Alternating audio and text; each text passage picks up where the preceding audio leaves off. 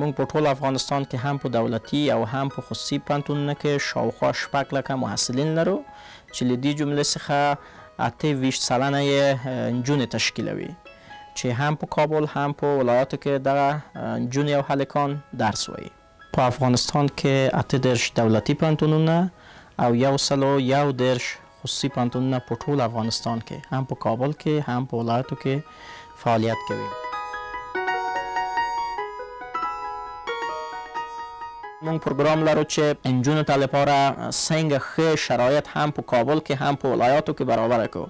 مونږ هر کال د دې لپاره چې نجونو تشویق سي، دوی د دوی نه حمایت وکړو، دوی راسي تحصیلات عالی ته او دوی راسي خپله د ټولنه خدمتګار واوسي.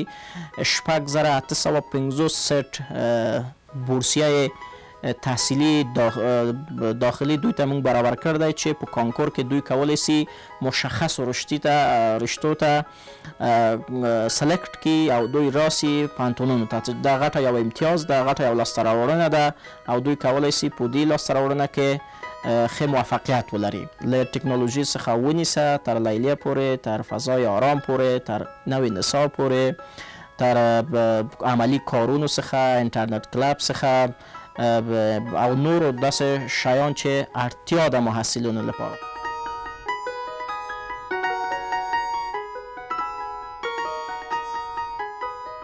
مونږ په پوهنتونونو کې د ارتقای ظرفیت لپاره سیمینارونه لرو، کنفرانسونه لرو، ورکشاپونه لرو او مونږ حتی د ارتقای ظرفیت لپاره محصلین بهرنیو هیوادونو ته استوو چې تر څو دوی خپله کیفي او تحصیلات لوړه سي او دوی په ښه تجارب لاړ سي، تحصیلي بورسونو ته لاړ سي او کورسونه ووایي، ورکشاپونه هلته هم ووایي، سیمینارونو ته لاړ سي او دلته عملا کار وکړي.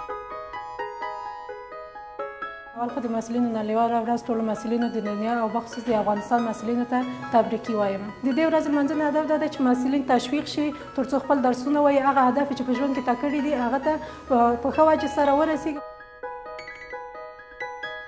د ښه محصل ځانګړتیا دا ده چې په خپل چارو کې په خپل درسونو کې کوشش وکړي، په خپل وخت باندې پوهنتون ته راشي، درس خپل تعقیب کړي او هغه تشویق شي. هغه وخت کې محصل ښه محصل کېدلی شي چې هغه تشویق ولري، د کور د خوا نه، د پوهنتون د خوا نه تشویق شي.